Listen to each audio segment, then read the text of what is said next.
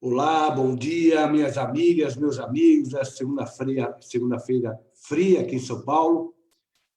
Uma excelente semana a todos. Agradecer a presença de vocês, o acompanhamento de mais uma conversa entre amigos. E hoje, especialíssima, não só pelo tema, mas pelas pessoas que estarão conosco, que estão conosco nesse momento. O tema direitos do consumidor na pandemia, tem muito o que discutir sobre isso. Diversas questões, diversos segmentos do consumidor afetados pela pandemia. E aqui hoje com a querida Maria Miranda, uma amiga especialíssima. Comentávamos há 2 anos atrás, estamos juntos aqui em São Paulo, Maria. Prazer revê-la, saudades de você. Obrigado por aceitar o nosso convite, querida.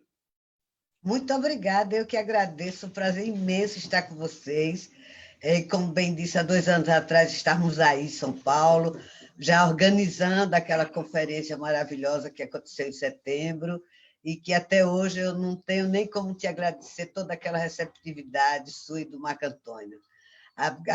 Excelente aqui estar na companhia tanto do Marco Antônio como do Vitor, 2 outros amigos muito queridos. Então, é um prazer imenso, não podia nunca negar um convite tão especial como esse. Obrigado, querida amiga.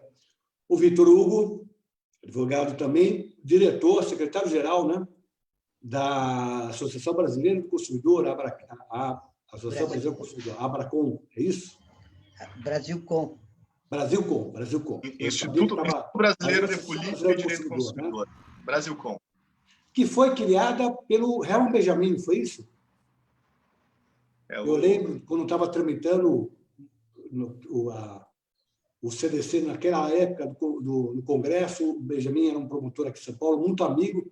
Tivemos juntos em muitas palestras naquela época em que havia o projeto e logo depois a promulgação. Vitor, obrigado por estar conosco. Seja bem-vindo às conversas entre amigos. Marcos, lembrando que nós 3 somos do Brasilcom. Todos nós somos do Brasilcom. É verdade, 3 diretores do Brasilcom. Vitor, está travando um pouquinho, voltou. Bom dia, Vitor. Marcos, é uma satisfação. Se São Paulo está frio, aqui no Rio Grande do Sul mais frio ainda, né? E aí conseguir juntar nesse momento, nesse espaço aqui. Eu estou em Santa Maria, no interior do Rio Grande do Sul, né? Então nós temos Santa Maria, São Paulo e Maceió. Então quero agradecer, dizer que é uma oportunidade importante poder falar sobre o direito do consumidor nesse tempo de pandemia, né? E também de mencionar aí, como você bem lembrou, o nosso querido Instituto Brasileiro de Política e Direito do Consumidor, que é o Brasilcom, criado pelos autores do anteprojeto do Código de Defesa do Consumidor, né? Então, falar em direito do consumidor no Brasil, essas pessoas que fizeram um caminho inicial para poder se consolidar o direito do consumidor no Brasil. Muito obrigado. Marco, grande amigo, grande advogado, professor, já tem até alunos seus comentando aqui, eu estou vendo meu professor, sei que você é queridíssimo. O Marco foi conselheiro da OAB de São Paulo, para o meu orgulho, a minha gestão, na nossa gestão, e presidiu, nas 2 gestões, presidiu a Comissão do Consumidor, fez um trabalho muito legal, brilhante, e, ao lado da Maria, foi feito o primeiro Congresso Nacional, né, do CDC, do Consumidor, aqui em São Paulo, no nosso auditório, então, recém-inaugurado, belíssimo auditório. Marco, esse ano, 30 anos de consumidor já, você é novo, você não acompanhou isso. Eu acho que daqui dos 3, eu sou o único que participei do momento em que ele tramitava do Congresso Nacional. Vou falar algumas peculiaridades aqui. Eu também, Marcos. Mas você é nova. Você acompanhou como criança, 8, 9 anos. Não, acompanhei efetivamente. Marco, querido amigo, prazer revê-lo, ainda que por meio eletrônico. Seja bem-vindo na nossa conversa entre amigos. Marcos, presidente, obrigado pelo convite. É sempre um motivo de muito orgulho estar com os amigos aqui falando de defesa do consumidor. Maria, querida amiga que a defesa do consumidor me deu, né? E as comissões de defesa do consumidor nos juntaram. E Vitor também, Vitor Hugo, grande amigo do Brasilcom. É sempre um motivo de muito orgulho, muita felicidade discutir esse assunto que é tão importante, porque todos nós somos consumidores, né? Isso reflete diretamente na vida de todos nós que estamos acompanhando hoje. É isso aí. Está conosco a Alessandra Cavalcante, que foi sua aluna, Marco, de Itaquera, advogada militante, a Fábia Maruco, que é de Lorena, aqui no interior de São Paulo, pertinho de Aparecida, orai por nós, além de Aparecida, a Sônia Hess, o Eudécio Teixeira Ramos, também de Itaquera, outro amigo, Fábio de Souza Santos, de Guarulhos, outro grande amigo, Gilson Delgado, que é um amigo de Olímpia, também interior de São Paulo, terra do folclore,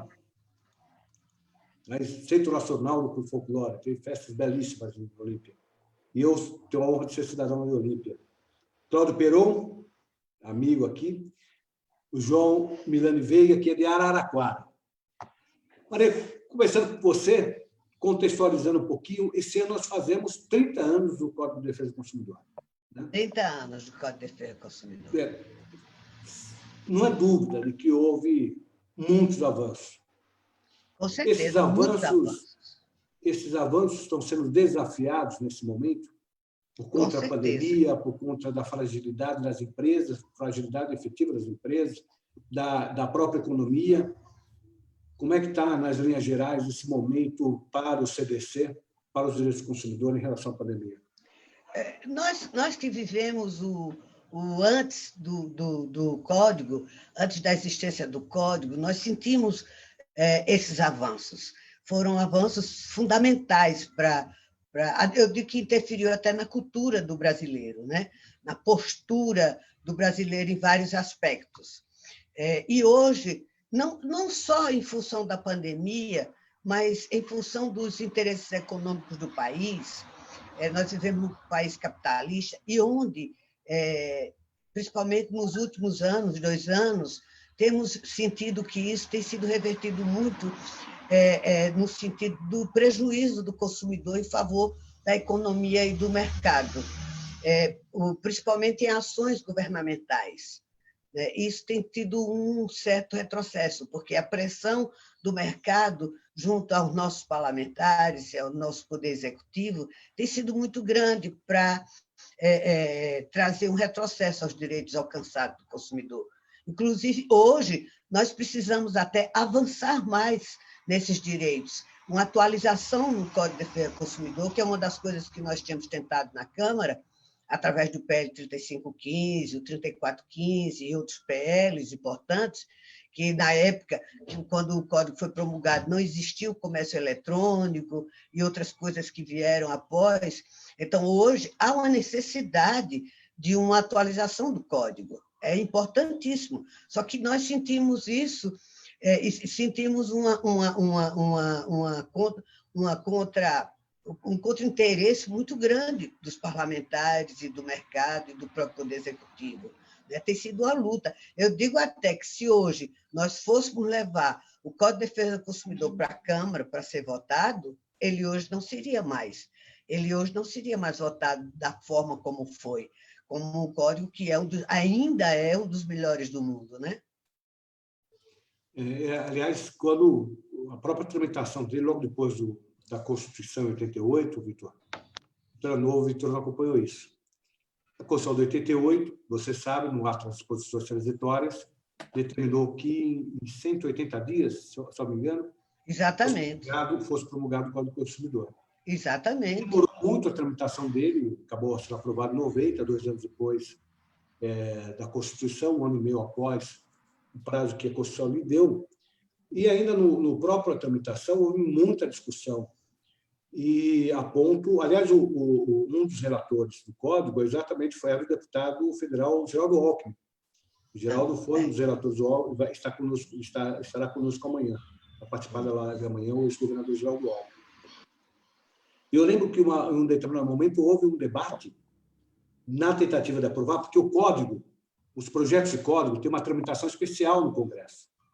Isso. Diferente da lei ordinária, do projeto de lei ordinária, que tem que passar, que pode passar por uma comissão só, a mesa decide quantas quais comissões, e se vai ter poder terminativo ou não, a tramitação do código necessariamente tem que passar por todas as comissões de cada casa, para depois ser votado o projeto ser votado no plenário. E aí se discutiu tirar a expressão código, não deixar a expressão código, deixar só a lei do consumidor, como uma forma de agilizar a tramitação. E aí teve um debate se era, e a expressão era essa do debate, de um parlamentar carioca, se era um codigão ou um codiguinho. É um codigão, afinal de contas, é um codigão ou um codiguinho? Aí a palavra com você, Vitor. Bom, na verdade, é importante contextualizar, né, que esse codigão ou codiguinho, como traz aí a história o Marcos da Costa, nós temos um cenário que não pode ser descontextualizado do que nós já vivíamos, né? E aí, como bem lembrou a Marié, nós estamos num tempo de uma sociedade pandêmica, vamos chamar assim, né? Mas a sociedade que nós já estávamos era uma sociedade que nos desafiava, né? Nós vivemos aí um tempo de protagonismo de uma economia, né? Mas uma economia a qual preço se faz essa economia, né? Uma economia que se sustenta a partir de uma base de liberdade, mas liberdade a quem, né? Ela liberta os mais ricos, mas ela aprisiona os mais pobres, né? E quando nós falamos dos mais pobres, nós falamos dos vulneráveis, nós falamos de consumidores, né? Então, todo esse cenário pandêmico, que toda a fala que se apresenta diante de salvadores do caos, ela é uma fala irresponsável, né? Porque nós estamos diante de incertezas, né? E trazer certezas nesse tempo, trazer certeza nesse espaço, é um ato de irresponsabilidade, né? Porque a única certeza que nós temos é da própria incerteza que estamos vivendo. E o direito tem sido desafiado de forma como nunca se fez, né? Nós como professores, nós como advogados, nós estamos numa circunstância jamais imaginável.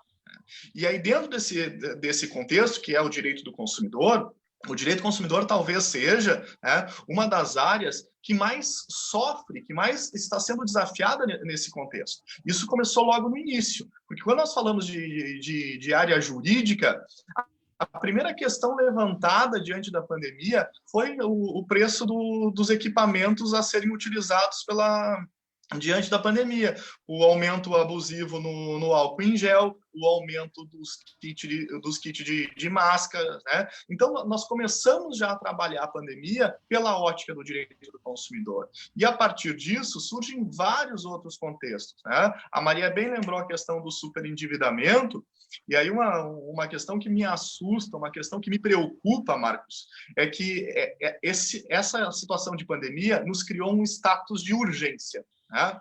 Esse status de urgência nos leva a uma condição que me assusta por demais, que é de mais retrocessos do que nós já tínhamos, né? Porque nesse atropelo da urgência, várias são as medidas provisórias, várias são as normas, e talvez, inclusive, como nós acompanhamos há 2, 3 dias, né, no vídeo aí da reunião ministerial, talvez várias sejam as boiadas a passar, não só nas outras áreas, mas também no direito do consumidor. Então, é importante que o consumidor esteja ativo, atuante e atento mais do que nunca, né? Porque se nós tínhamos uma sociedade do espetáculo, uma sociedade que já nos desafiava diante do assédio de consumo, agora nós temos uma sociedade adoecida e uma sociedade que ainda nós não conhecemos e está por nos desafiar, né? Então, essa é uma ideia inicial. Nós temos que entender esse precedente. Nós temos a Maria mencionou isso, e eu repito, e é uma coisa que eu sempre falo, nós estamos diante não é sem falsa modéstia, nós não estamos diante de uma das melhores normas de defesa do consumidor do mundo. Nós estamos diante da melhor norma de defesa do consumidor do mundo. Por que a efetividade dessa norma ela não acontece? Então, nós temos um instrumento, mas nós não temos políticas públicas fortes no país, né? E essa ausência de política, essa ausência de institucionalização do direito do consumidor no Brasil é o que preocupa, né? E quando nós falamos agora nesse estado pandêmico, maior ainda será o nosso distanciamento, tomara que não, né? Por isso que precisamos estar atentos, maior ainda será o nosso distanciamento de políticas que atendam, de fato, os vulneráveis. Porque se nós já éramos vulneráveis como consumidores, as empresas agora que estão fechadas, elas também estão numa condição de vulnerabilidade. Não vou dizer que não, né? As empresas também estão vulneráveis, mas não esqueçamos que os mais vulneráveis são os consumidores. E reestabelecer a economia é reestabelecer uma ordem do movimento cíclico, né? Quero algo que eu também tenho dito, se nós falamos de trabalho, sem trabalho não há renda, Marcos. Né? Não havendo renda, não há consumo. Não havendo consumo, não há produção. E não tendo produção, não há trabalho. Então, nós saímos do trabalho e voltamos ao trabalho. E aí isso é um movimento cíclico que envolve empresas, envolve trabalhadores e, consequentemente, consumidores. Né? Se são os trabalhadores que geram um movimento interno na empresa, são os consumidores que geram um movimento externo do consumo. Né? E uma coisa precisa estar associada, atrelada à outra. Né? Então, essas são as palavras iniciais. Devolvo a palavra, então, para o nosso anfitrião, Marcos da Costa. Obrigado, Vitor. Muito importantes colocações. E, de fato, o impacto é inevitável, né? Sobre todos os aspectos. E aí, a minha pergunta, Marco, fazendo um registro aqui, eu tenho que fazer o registro, muita gente participando, o Jair Teodoro Mojimirim, o Laerte Soares de Osasco, Antônio Ruiz, um grande amigo criminalista, o Leandro César, da Associação dos Advogados de Campos Jordão. Está muito frio aí, Leandro, conta para a gente depois. Afonso Salgado, Stasis, de Carapicuíba, a Patrícia Bravanel, querida amiga, Constantino Salvatore, Hugo César, o Márcio Quintiliano, o José Rocha Pinto, a Bianca Reis, Juliana Marques, Bossari Reni Melo, a Renata Grunger, Álvaro Gomes Neto, o Kleber Chim, a Rose Costa e o Duarte do Ipiranga. Depois eu menciono os outros. Marco, acrescenta um item no debate, que é o seguinte: até que ponto a existência do vírus no estabelecimento comercial ou industrial gera responsabilidade para os fornecedores por conta do risco que o vírus representa? Eu vou dar um exemplo simples, mas que eu confesso me incomoda profundamente. Nos primeiros dias, logo depois que começou a pandemia, eu cheguei na padaria, depois eu parei de ir em padaria por conta disso. Aqui em São Paulo, não sei, Vitor, Maria, acho que daí também, normalmente, entrar na padaria, você entra pegando aquele talãozinho de plástico, né, com numeração. Aquele talão, entrega para o sujeito que vai marcar o café, pega de volta, o sujeito vai cortar os frios, o queijo, pega de volta, não sei o quê, pega de volta. Na saída para o caixa, pega, deposita para sair, libera a catraca, aquilo se acumula, depois volta para o começo, a primeira catraca de novo na entrada. E eu falei, gente, vocês não passam pelo menos um álcool, né? O poder desse negócio de ficar acumulando vírus, porque passa de mão em mão. Estou exemplificando um assunto pela frequência que tem padaria em São Paulo, é importante, né? Porque é um ponto de contaminação. Que tipo de responsabilidade é agregada, Marco, ao fornecedor, seja do ponto de vista do comércio, seja do ponto de vista da indústria, porque não se sabe exatamente quantos dias o vírus é capaz de se manter num lugar fechado, por exemplo, a vácuo, vivo, entre aspas, porque não tem vida, mas vamos dizer vivo, ativo. Que responsabilidade passa a ter o fornecedor, além das tradicionais, mas pelo risco que o produto ou serviço pode oferecer em face à pandemia? Então, Marcos, eu tenho dito isso nas lives que tenho feito, enfim, a gente tem tido bastante oportunidade de fazer discussões como essa, e parabenizo sua iniciativa em trazer isso para o Facebook também. Eu acho que nós estamos vivendo nós vamos viver, a partir da pandemia, uma nova dimensão do direito, de uma forma geral. Não é só do direito do consumidor, mas também do direito do consumidor. Né? eu acho que a gente já sentiu algumas flexibilizações no direito do trabalho, a gente já sentiu algumas flexibilizações no direito civil, e a gente também vai sentir uma nova dimensão do direito do consumidor. E essa nova dimensão, ela é interessante porque ela tem que continuar com a essência dela, do código de 3 décadas, né? O codigão de 3 décadas, usando a sua expressão aí, ela tem que continuar com a essência da defesa do consumidor, ela tem que continuar com essa finalidade trazida pela Constituição Federal, mas sem perder de vista o equilíbrio na relação de consumo, a harmonia na relação de consumo, né? Eu acho que esse é um ponto muito interessante, e nós estávamos sendo provocados já há algum tempo, quem gosta da defesa do consumidor, como o Vitor, como o Marié, a gente já estava sendo provocado há algum tempo a fazer essa análise de forma mais holística, quase que uma interpretação holística, quer dizer, olhando o consumidor como centro da discussão, mas sem perder de vista o que diz a Constituição Federal, o Código Civil, o Código Penal, na linha do diálogo das fontes da professora Cláudia, e também sem perder de vista a economia, a sociologia, a ciência política, porque o consumidor tem que estar inserido nesse conjunto. Não dá para você olhar para o consumidor, para a defesa do consumidor, como uma coisa à parte dele. E acho que nesse ponto, e eu concordo com o Vitor, nós temos o melhor Código de Defesa do Consumidor, porque depois de 30 anos de existência dele, ele é aplicado hoje como se fosse criado há 3 anos atrás, como se tivesse sido criado para uma relação de consumo na internet, né? Embora, por exemplo, um dos artigos que eu mais gosto nesse exemplo, né, de 30 anos versus agora, é o artigo 49 do CDC, que fala do direito de arrependimento, embora ele tenha sido flexibilizado de uma maneira muito ruim agora, recentemente, mas eu tenho entendido que a gente olha para o direito do consumidor com um código de 30 anos como se a gente estivesse olhando para um código recente. Por que isso? Porque ele é, na sua essência, principiológico, né? E acho que a gente tem que, com base nesses 2 princípios, identificar todas as formas de solução dos conflitos, como esse que você trouxe agora. O primeiro deles é a harmonia na relação de consumo. A gente tem que buscar uma saída para o consumidor que seja harmônica. Não adianta tentar resolver o problema do consumidor de forma absolutamente legalista, fechando o fornecedor, encerrando a atividade do fornecedor, porque senão não tem relação de consumo. Relação de consumo pressupõe, de um lado, o consumidor, de outro lado, o fornecedor, objeto, entre eles, senão não há relação de consumo. Esse é um ponto. O segundo ponto é que, toda vez, a gente tem que considerar um dos princípios que eu acho mais relevante, depois da vulnerabilidade, um dos princípios que eu acho mais relevante no CDC, que é o da boa-fé objetiva.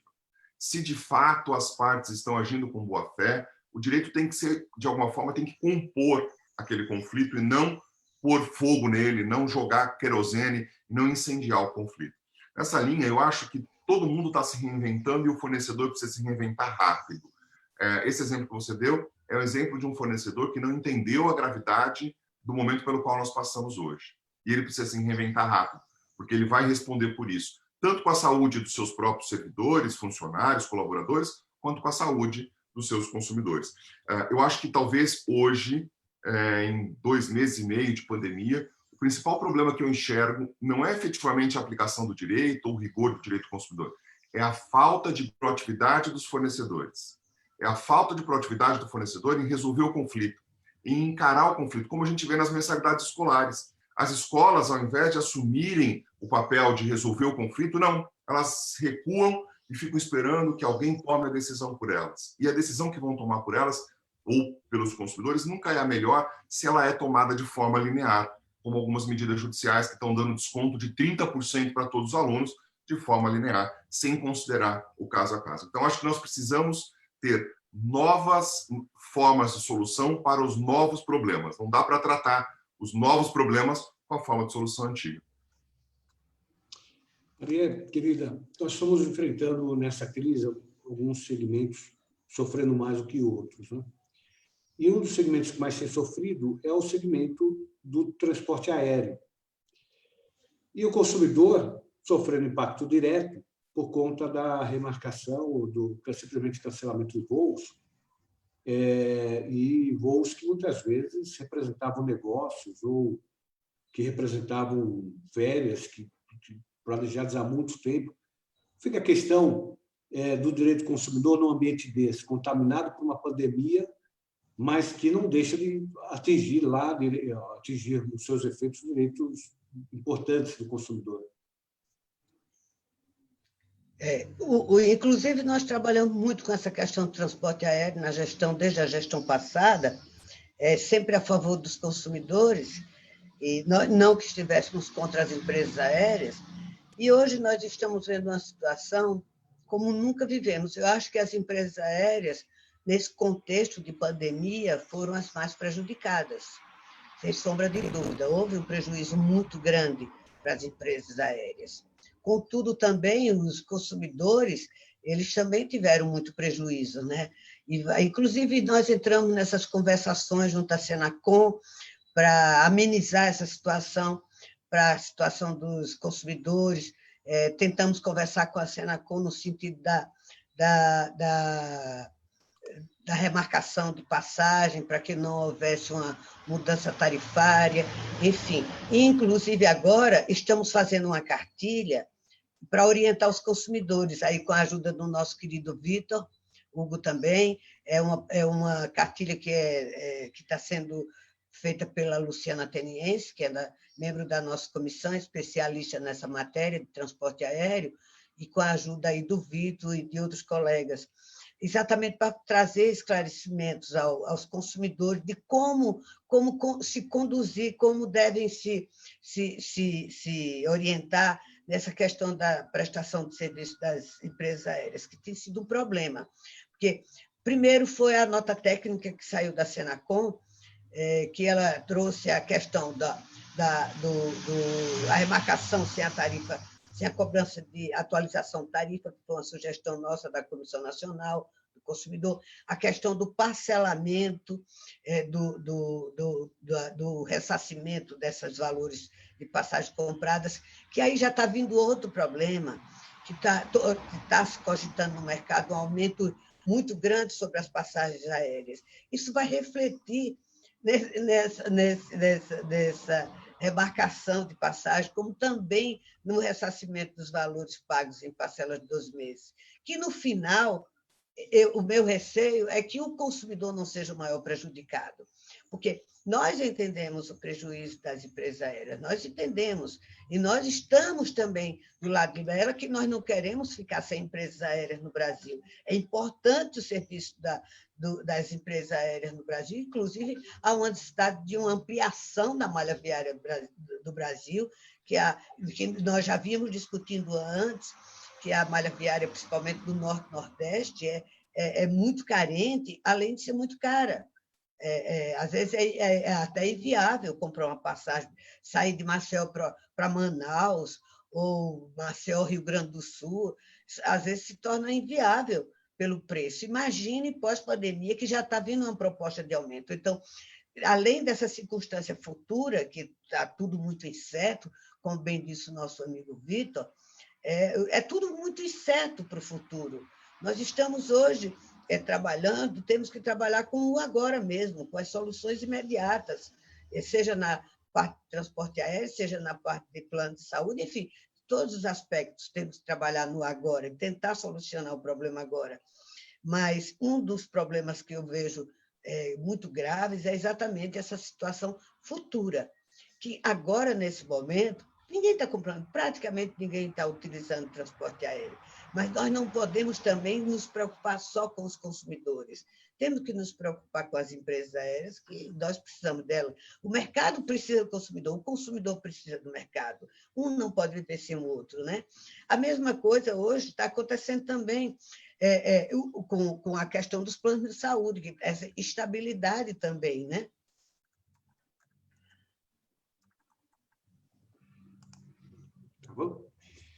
Vitor, essa questão de prevalecer o bom senso, né? Nós, de fato, é inegável que todos estamos sofrendo juntamente, né, essa pandemia.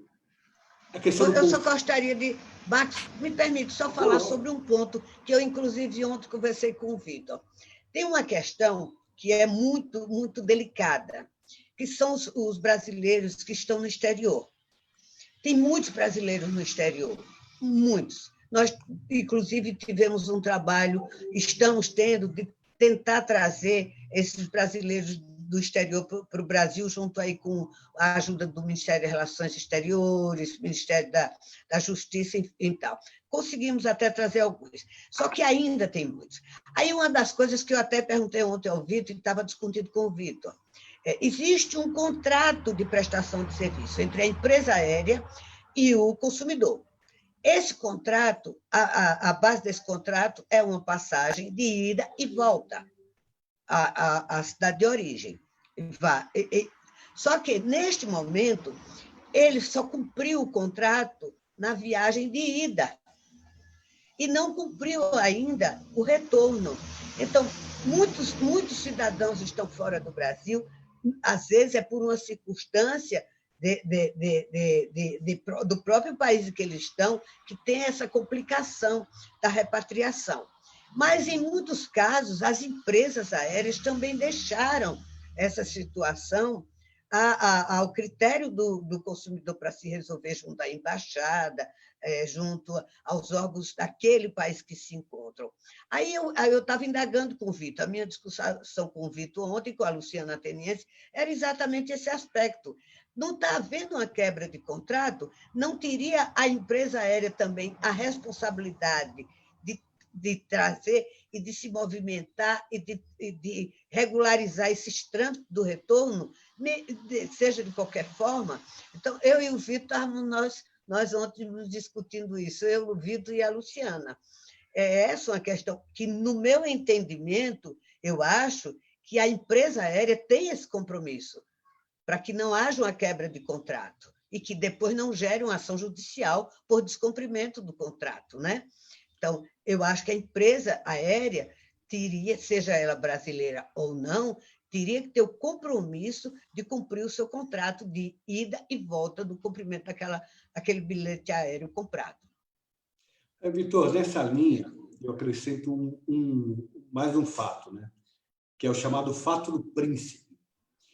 O exemplo, ontem, os Estados Unidos fechou as portas para o Brasil. Então, assim, há situações em que há impossibilidade da empresa levar de volta. Eu falei, isso está temos fechado, que considerar. O aeroporto está fechado, etc. Né? Qual a incidência, a possibilidade de incidência do fato príncipe numa situação como essa? Quer dizer, a empresa fala, olha, não é que eu não quero levá-lo de volta, mas simplesmente está impossibilitado porque não tem aeroporto no local, ou às vezes agora como nos Estados Unidos fechou a fronteira, eu não consigo nem entrar como brasileiro dentro dos Estados Unidos. Não, ressalvando essas situações, claro, temos que pensar também nessas situações e a dificuldade que a própria empresa aérea tem, considerando esses fatores. Tem países que estão fechadas as fronteiras, mas tem outros que não estão, entendeu? Ou não estavam, e quando foi na ocasião que poderiam ter tomado essa medida, também não tomaram, deixaram a responsabilidade para o próprio Ministério de Relações Exteriores, as embaixadas e para o próprio consumidor, que muitos estão sofrendo fora do Brasil, entendeu? Eu digo fator príncipe, não contextualizei sobre a questão das passagens, porque eu lembrei disso, mas eu posso citar um outro exemplo. Sim. O fluxo de peças, por exemplo, tem plantas industriais que estão fechadas. Né? Porque o governo determinou, isso no Brasil, no mundo inteiro, porque o governo determinou o fechamento. Aí, com o fechamento da planta, não tem a peça que o consumidor do Brasil está precisando para consertar um determinado equipamento. Por isso que eu falei do fator príncipe, Maria, de uma forma geral, pegando o seu gancho, mas lembrando o fator príncipe. Quer dizer, sim, eu entendi. A aplicação na relação do consumo do fator príncipe é possível a empresa, como excludente da responsabilidade dela? Marcos, na minha opinião, né, e diante do que já tinha conversado também na primeira rodada aqui, nós vivemos um cenário de incertezas, né? E só que esse cenário de incerteza ele nos traz algo positivo. Nós estamos conhecendo as nossas normas jurídicas de uma forma como nós nunca tínhamos tido oportunidade. Né? Porque o que nós tínhamos até o momento era a aplicação, nós como professores, né? Os nossos exemplos faltavam nessa seara que nós não conhecíamos. Né? Então, agora, nós temos mais do que nunca a oportunidade de interpretar as normas que nós temos. Tá? O Código de Defesa do Consumidor, de forma específica, falando do CDC, é uma norma principiológica. Tá? Eu não preciso nem avançar ao Código de Defesa do Consumidor. Eu posso parar no artigo 4º. O artigo 4º, para mim, é o Código de Defesa do Consumidor. Né? Ali está o espírito, ali está a alma do Código de Defesa do Consumidor. E como o Marco Antônio mencionou antes, acho que a questão da pandemia nos trouxe a possibilidade de colocarmos em prática o entendimento entre as pessoas. Tá? E não é à toa que lá no artigo 4º se fala de harmonização das relações de consumo. E aí, quando a gente fala de harmonização das relações de consumo, é trazer um equilíbrio. Tá? E se eu estou falando de relação, ela pressupõe duas partes, né, no mínimo. E harmonizar isso é atender os interesses dos fornecedores e atender também os interesses dos consumidores, reconhecendo sempre a vulnerabilidade do consumidor. E aí, quando a gente fala da questão de prazo, quando a gente fala da questão do não recebimento de uma peça, qual o consumidor precisa para que seja alterada aqui no Brasil, nós falamos, sim, de um estado, de uma situação de exceção que ela deve ser considerada. Né? E na questão pontual do transporte aéreo, ontem, e acho que todo o mérito, como bem lembrou a Marié, a grande especialista, aí, que já se destacava antes de tudo isso, é a Luciana Ateniense, né? Uma advogada militante na questão que envolve companhias aéreas, direito do consumidor, e onde se discutia isso, qual é a responsabilidade das companhias aéreas para aquelas pessoas que não conseguiram voltar ainda. É evidente que não se traz uma ideia de uma responsabilidade objetiva, de uma responsabilidade absoluta a essas empresas, mas uma responsabilidade, no mínimo, surge para elas, que é o dever de informar. Né? Ela tem que informar esse consumidor quais são as condições de retorno, se tem como fazer um arranjo num outro voo, ela tem que ter informações de quando aquele aeroporto vai ser liberado. Então, um dos direitos básicos do consumidor, eu sei que não existe hierarquia entre eles, né? Mas eu falo, inclusive, isso em aula, não existe hierarquia entre os direitos básicos. Agora, vocês conseguem perceber que o direito à informação, ele permeia todos os outros direitos básicos, né? Porque quando nós falamos em educação para o consumo, a educação se promove por meio da informação. Quando nós falamos de segurança em produtos e serviços, né, nós falamos que uma segurança ela vai se dar segurança na relação de consumo se o consumidor é informado de como proceder o uso daquele produto, a utilização daquele serviço. Né? Então, mais do que nunca, nós estamos tendo um espaço, estamos diante de um cenário em que a informação é essencial. Né? E também, voltando um pouco à fala do Marco Antônio, nós estamos dentro, de fato, de uma futura, mas ainda incerta, nova dimensão do direito. Né? Um direito num contexto amplo, num contexto macro. E esse novo direito, essa nova dimensão, ela vai trazer um resgate do nosso viés constitucional, né? Porque as relações privadas, as relações de direito privado, elas tiveram muito tempo sobre o manto da autonomia, do princípio da autonomia da vontade, como se a autonomia da vontade fosse algo absoluto, né? Porque prevalecia única e exclusivamente a autonomia da vontade. Mas essa autonomia da vontade, ela se limita, num novo olhar, ao que a norma diz. Então, o contrato não faz lei entre as partes, porque a autonomia da vontade ela é limitada ao que a lei dispõe, não é certo? E agora, essa nossa nova autonomia da vontade é uma autonomia da vontade que se depara com essa situação de exceção, que é a pandemia.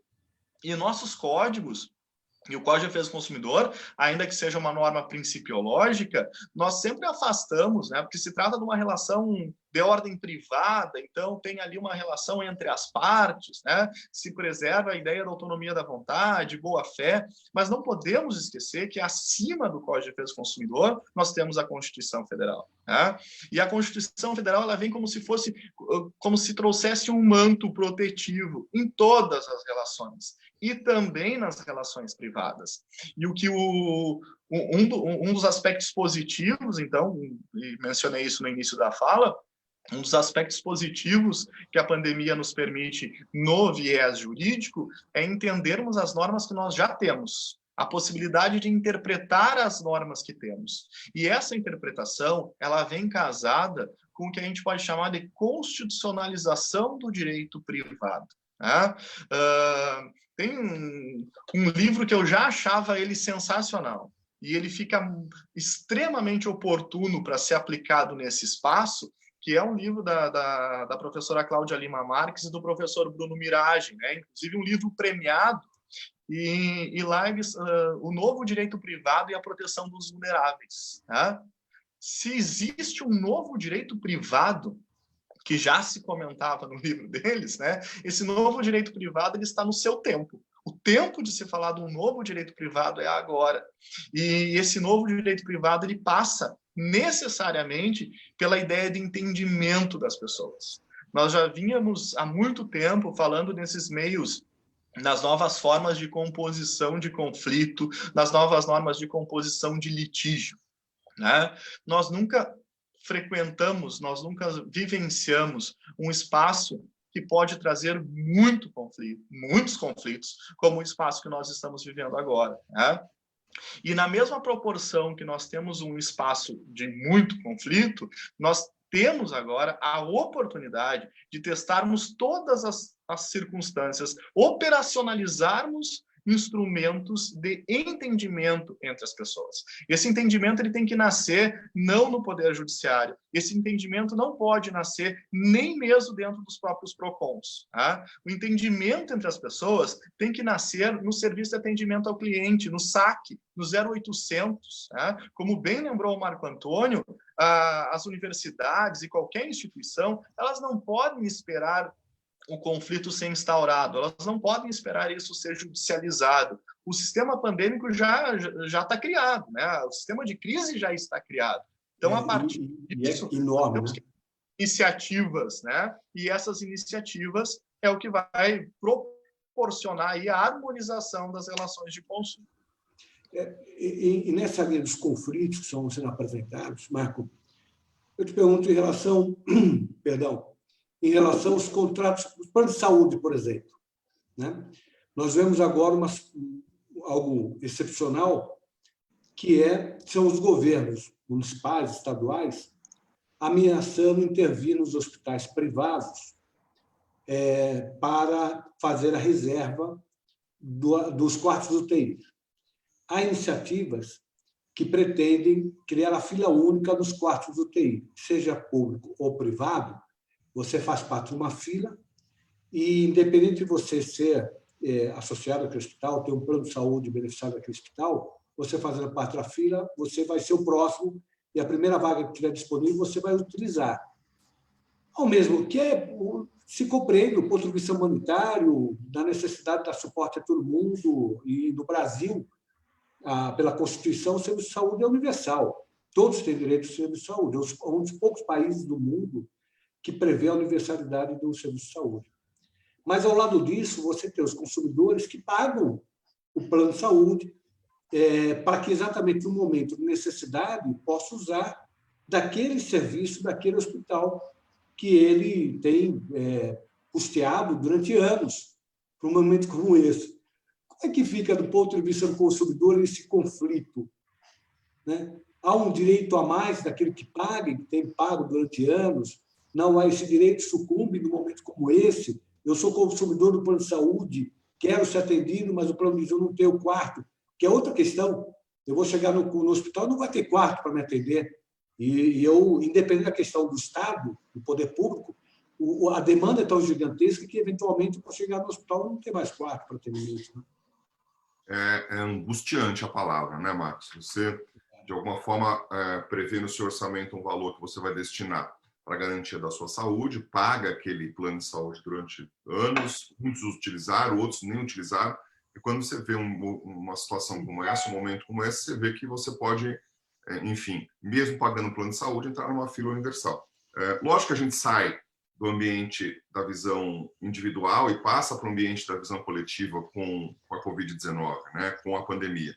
Eu acho que a gente precisa mesmo olhar as questões com empatia. Mas eu acho que o Estado, né, o governo, de uma maneira geral, não pode atribuir a responsabilidade disso tudo ao consumidor, sobretudo aquele consumidor que, de alguma forma, participou, pagou ativamente aqui. Tá? Como se o Estado falasse o seguinte: agora eu preciso intervir e vou resolver o problema da saúde do meu jeito, usando os recursos do consumidor. Não dá para ser assim, porque o consumidor que paga um plano de saúde, de alguma forma, ele abriu mão de ser atendido, né, ou pelo menos preferiu não ser atendido pelo sistema público de saúde. Então, é angustiante mesmo. Eu vejo alguns pontos com relação ao plano de saúde. Eu vejo aqui uma dificuldade grande, porque houve pela ANS a inclusão do exame de detecção do Covid-19, né, do coronavírus, no rol de procedimentos obrigatórios. Então, os planos de saúde hoje devem, né, por força dessa inclusão, fazer o exame de coronavírus sem custo adicional. Isso também foi um trabalho da comissão, Marcos. A comissão agiu fortemente nesse sentido, inclusive atuou junto à ANS, a Agência Nacional de Saúde Suplementar, para que essa inclusão houvesse, mas, do outro lado, na ponta do balcão, isso não está acontecendo. Então, acho que a gente precisa corrigir nesse momento o hiato, né, essa distância que há entre o que a lei garante e o que o consumidor tem direito no balcão. Porque senão parece que nós temos um código lindo, espetacular, maravilhoso, sem efetividade na prática. Porque, de alguma forma, os órgãos de defesa do consumidor, enfim, PROCON, SENACON, não estão atuando num caso concreto como esse. O plano de saúde que deixa de dar atendimento, que nega atendimento hoje para alguém que quer fazer exame do Covid-19, tem que ser fortemente autuado, porque a pessoa precisa desse serviço, um serviço que está incluído lá, ela precisa, isso faz parte de um direito dela. Do outro lado, os estudos estão revelando, Marcos, uma coisa interessante, que não há um aumento de inadimplência junto às operadoras de plano de saúde.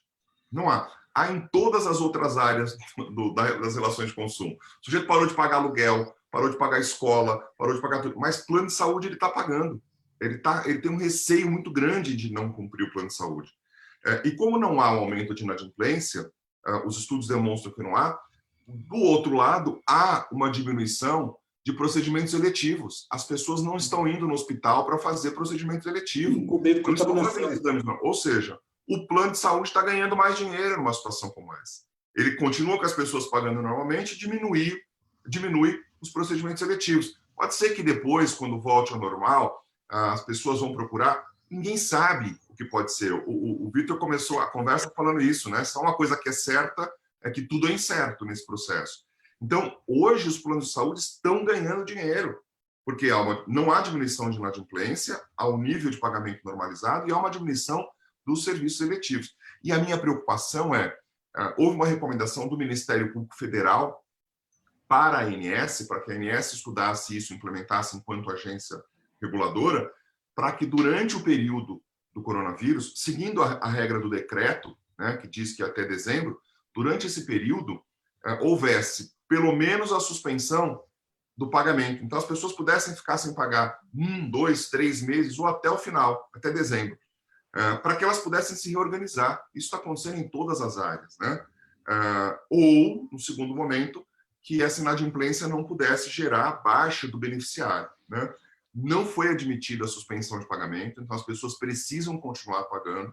O que foi admitido por um termo que a operadora pode aderir ou não, ou seja, é de adesão livre, é a não baixar o consumidor nesses dias de coronavírus até 30 de junho. Mas nós não sabemos se vai ser só até 30 de junho. Nenhum de nós tem garantia de que tudo vai acontecer até 30 de junho. Pode ser muito, muito tempo depois. Então, hoje, algumas operadoras assinaram esse termo de compromisso, no sentido de manter o beneficiário até 30 de junho, mas outras não assinaram. O consumidor que eventualmente estiver inadimplente pode ter negativa de atendimento no balcão no principal momento de utilização do plano de saúde. Então, é uma questão que eu acho que os órgãos de defesa do consumidor precisam necessariamente voltar os olhos para esse tema e agir de forma imediata para que o consumidor não tenha prejuízos lá na frente. Os planos de saúde têm um fundo de reserva de 15 bilhões pela ANS. E esses 15 bilhões estão sendo distribuídos para aquelas operadoras que aderiram ao plano. Ou seja, já que tem um fundo de 15 bilhões, por que não permitir, então, pelo menos 3 meses de isenção? Estou dizendo para abrir mão, não é moratória. Pega esse valor e joga lá na frente, mas para dar um fôlego para esse consumidor que não tem condições de pagar. Então, acho que a gente tem um ponto importante aí com relação aos planos de saúde que deve ser observado para não causar um prejuízo ainda maior para os consumidores, na minha opinião, Marcos. Eu acho que é o que mais chama atenção até no momento, né? A crise é, antes de tudo, sanitária, né? Recai sobre saúde, portanto, os planos de saúde são os mais prementes no que diz respeito à solução. E até por conta dessa demanda que está surgindo no próprio Estado, concorrendo com o consumidor na utilização das UTIs que são privadas, né? Que foram construídas à base do pagamento que os consumidores daquele plano fizeram durante todos esses anos. Você disse, muitas vezes sem nem usar. E nesse momento que precisa usar, nós estamos acabando, falta só 5 minutinhos. Tinha mais um assunto, Maria, que eu queria, um último assunto para a gente falar um pouquinho, que é a questão da educação, né? das escolas, principalmente as escolas básicas. As crianças em casa, com uma dificuldade de aprendizado, porque não tem o professor ao lado, as escolas tentando dar algum suporte via eletrônico, muitas vezes as casas não têm... outra situação muito delicada. Como é que está? E esse ponto, como é que está sendo tratado em termos de mitigar os atritos? Olha, essa é uma situação muito delicada. Primeiro, assim, aí é onde eu tenho uma visão de maior harmonização entre as escolas e as instituições de ensino e os pais responsáveis e alunos. Porque eu sou contra essas decisões que dão desconto linear, eu sou contra essas notas técnicas que vieram confundir muito exatamente essa situação das escolas. Elas seguem umas notas técnicas que vêm exatamente para confundir e dar uma insegurança jurídica à situação muito grande. Então, as escolas elas ficaram sem um horizonte, eu digo, que possa determinar a situação, porque o Conselho Nacional de Educação emite um parecer que não tem nada a ver com o contexto atual, determinando situações que são dificílimas para que as escolas possam adotar, também dificultando a vida dos pais, porque, na verdade, esse parecer do Conselho Nacional de Educação joga praticamente todo o ensino aos pais, principalmente do maternal e ensino fundamental, logo no início, cabe aos pais a instrução de toda a educação. Depois, os professores estão sofrendo muito numa circunstância como essa, porque as escolas, a maioria delas, não tem instrumentos para fornecer essas aulas online, que veio impactante, uma situação que veio de repente. Então, a maioria das escolas não tem instrumentos para isso. Os próprios professores que ficam buscando esses meios, às vezes com muitas dificuldades, porque os professores, infelizmente, desse país não são devidamente remunerados, então eles estão arcando com essa responsabilidade. Então, é uma situação de muita dificuldade, tanto para as escolas, para as instituições educacionais, como para os professores e para os pais, para os alunos. É uma situação muito conflitante. E o que nós sentimos de tudo isso é que está faltando uma empatia muito grande de todas as partes, porque tem pais que não houve uma quebra de remuneração, de rendimentos, mas teve pais que perderam totalmente a sua remuneração. Desculpe, perderam totalmente sua renda. Então, também como tem escolas que têm um potencial de manutenção disso, de ter aulas online. Tem outras escolas, escolas de periferias mais simples, que não têm esse suporte. Então, é uma situação muito conflitante e que, infelizmente, veio uma orientação de uma nota técnica do Poder Executivo, do próprio Ministério da Educação, que não teve o cuidado de lidar com essa situação com mais cautela, e gerou essa insegurança no sistema educacional brasileiro. E que todos, não só os alunos, mas todos estão prejudicados. As escolas, os professores, os pais, enfim, é uma situação muito, muito polêmica, sabe? E eu fico, a minha posição nesse momento é que entremos em harmonia. Mais do que nunca, tem que conciliar. E tem que ter um tratamento pessoalizado. E não, desculpe, e não esse tratamento que está tendo linear. Eu sou contra esse tratamento linear, porque é necessário o trabalho da pessoalidade, seja com as instituições de ensino, seja com os pais dos alunos. Bom, já essa é a minha opinião. Só para as 11 horas, nós temos combinado 1 hora de conversa. Vitor, muito obrigado pela participação. Sua palavrinha final, por favor, querido. Agradeço, Marcos, né, da mesma forma que cumprimento mais uma vez os meus colegas de fala aqui, o Marco Antônio e a Marié, né? De forma bem pontual, então, para encerrar, eu acho que é o resumo da nossa conversa aqui. Nós estamos diante de um tempo de harmonização das relações de consumo, e isso exigirá entendimento entre as pessoas, né?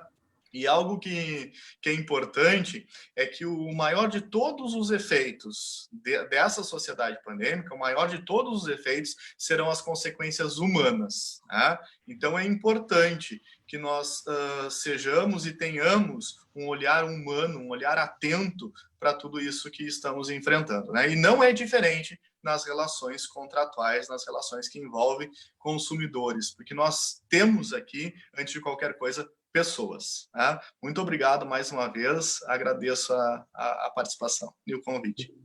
Muito obrigado, Vitor. Maria, depois eu fecho com o Marco. Maria, obrigado também, querida, pelo prazer. Eu que agradeço.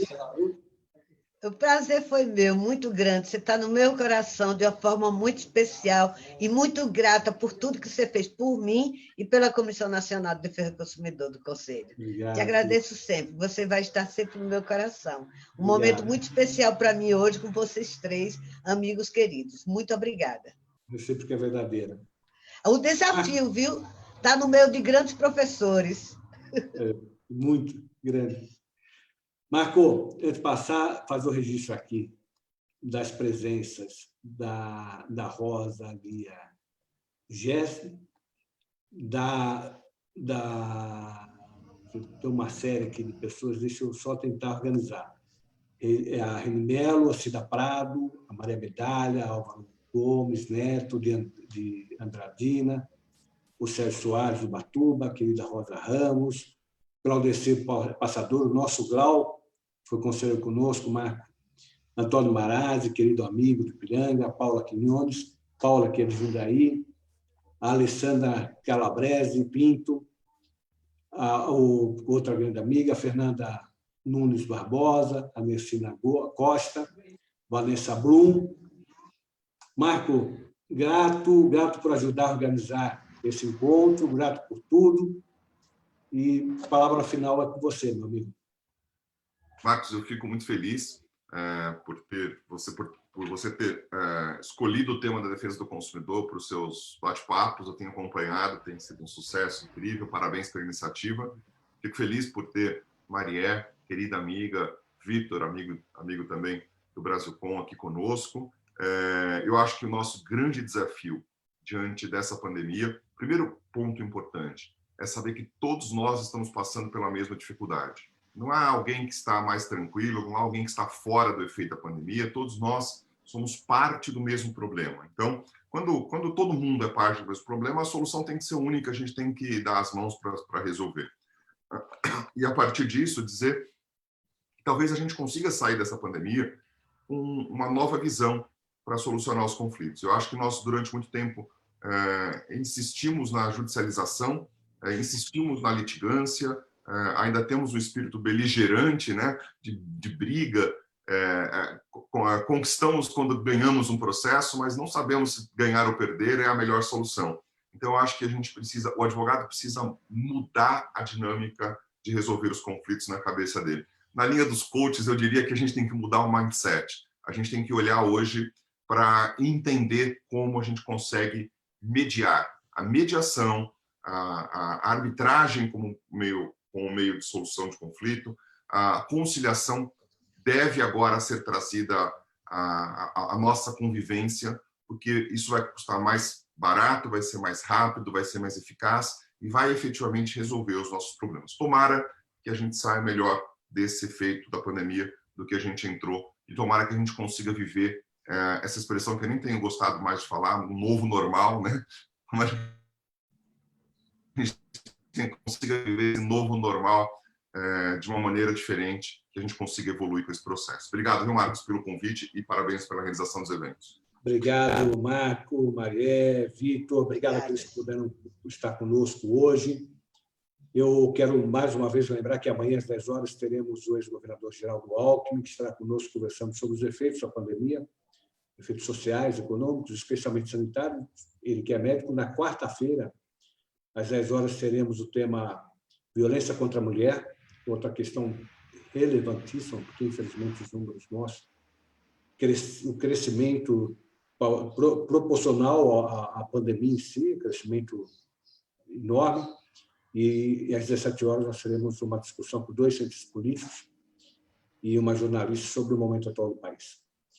Um grande abraço a todos. Obrigado. Prazer em vê-los. Obrigada.